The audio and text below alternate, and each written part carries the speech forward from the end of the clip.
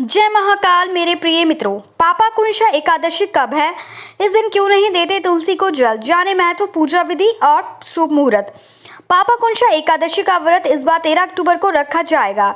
इस दिन भगवान विष्णु के पद्म स्वरूप की पूजा की जाती है। अश्विन मास के शुक्ल पक्ष की एकादशी को पापाकुंशा एकादशी कहा जाता है। इस दिन भगवान की विधि विधान से पूजा करने पर वह आपके सभी पाप को क्षमा करते हैं। आइए जानते हैं पापाकुंशा एकादशी का व्रत का महत्व। इस दिन लोग विष्णु भगवान की पूजा करते हैं और विधि पूर्वक व्रत रखते हैं। सनातन धर्म में सभी एकादशियों को बहुत महत्वपूर्ण माना जाता है। इस समय अश्विन महीना चल रहा है। इस महीने के शुक्ल पक्ष में आने वाली एकादशी को पापाकुंशा एकादशी के नाम से जाना जाता है।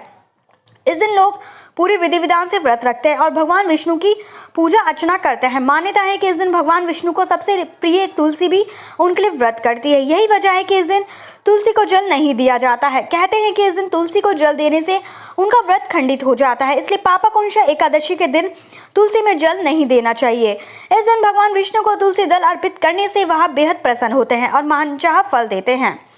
पापाकुंशा एकादशी तिथि और शुभ मुहूर्त। हिंदू पंचांग के अनुसार अश्विन माह के शुक्ल पक्ष की एकादशी 13 अक्टूबर को है। इस दिन पापाकुंशा एकादशी का व्रत रखा जाएगा। एकादशी तिथि 13 अक्टूबर को सुबह 9:08 से शुरू होकर 14 अक्टूबर को सुबह 6:41 पर समाप्त होगी। व्रत का पारण 14 अक्टूबर को किया जाएगा। पापाकुंशा एकादशी की पूजा विधि। एकादशी के दिन सुबह सबसे पहले नहा धोकर व्रत का संकल्प लेना चाहिए। संकल्प लेने के बाद लकड़ी की चौकी पर पीला कपड़ा बिछाकर उसके ऊपर भगवान विष्णु की मूर्ति रखें। विधि विधान से पूजा करें और भगवान को पंचामृत से स्नान करवाएं। उसके बाद पीले फूल और पीली मिठाई भगवान को चढ़ाएं। पूरे दिन व्रत रखें और रात में भगवान विष्णु के विष्णु सहस्त्र नाम का पाठ करें। अगले दिन यानी द्वादशी को सुबह ब्राह्मण को भोजन और दान दक्षिणा देकर ही व्रत खोलना चाहिए। पापाकुंशा एकादशी का महत्व। मान्यता है कि पापाकुंशा एकादशी का व्रत करने से 1000 अश्वमेघ यज्ञ और 1000 सूर्य यज्ञ के बराबर फल मिलता है। इस व्रत को रखने वाले को 1000 अश्वमेघ यज्ञ और 1000 सूर्य यज्ञ के समान फल प्राप्त होता है। इससे साधक के जीवन में हमेशा खुशहाली बनी रहती है। इस दिन भगवान विष्णु के पद्म नाम रूप की पूजा का विधान है। भक्तों को उस दिन सात्विक भोजन करना चाहिए और पीले वस्त्र धारण करके पूजा करनी चाहिए। ऐसा करने से आपको मनोवांछित फल मिलता है। इस दिन भगवान विष्णु के पद्म नाम स्वरूप की पूजा करने से जीवन में सुख समृद्धि आती है। पापाकुंशा एकादशी पर क्या ना करें। पापाकुंशा एकादशी के दिन तुलसी पूजा के कुछ खास नियम हैं। मान्यता है कि इस दिन माता तुलसी भगवान विष्णु के लिए व्रत रखती है, इसलिए इस दिन तुलसी में ना तो जल चढ़ाना चाहिए और ना ही दीपक जलाना चाहिए। ऐसा करने से माता तुलसी के व्रत में बाधा आ सकती है।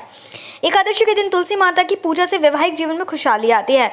इस दिन तुलसी माता को सुहाग की चीजें चढ़ाएं और 11 परिक्रमा करने का विधान है। ऐसा करने से जीवन में अच्छे परिणाम मिलते हैं। मान्यता है कि सुहाग का सामान चढ़ाने से और परिक्रमा करने से तुलसी माता प्रसन्न होती है और आशीर्वाद देती है।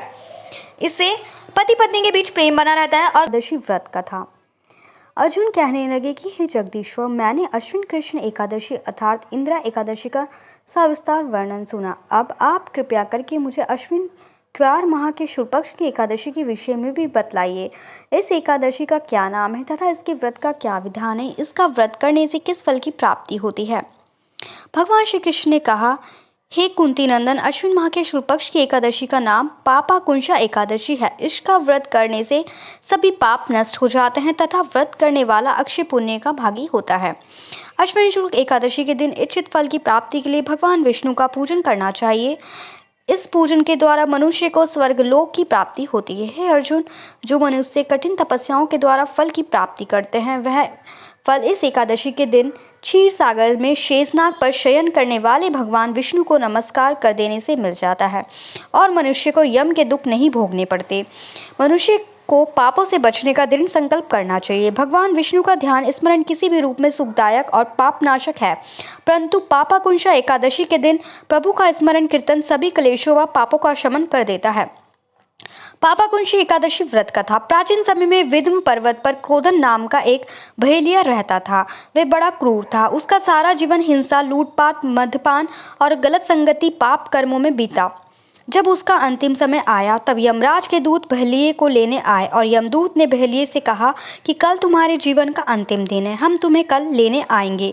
यह बात सुनकर बहेलिये बहुत भयभीत हो गया और महर्षि अंगिरा के आश्रम में पहुंचा और महर्षि अंगिरा के चरणों पर गिरकर प्रार्थना करने लगा, हे ऋषिवर, मैंने जीवन भर पाप कर्म किए हैं, कृपया कर मुझे कोई ऐसा उपाय बताएं जिससे मेरे सारे पाप मिट जाएं और मोक्ष की प्राप्ति हो जाए।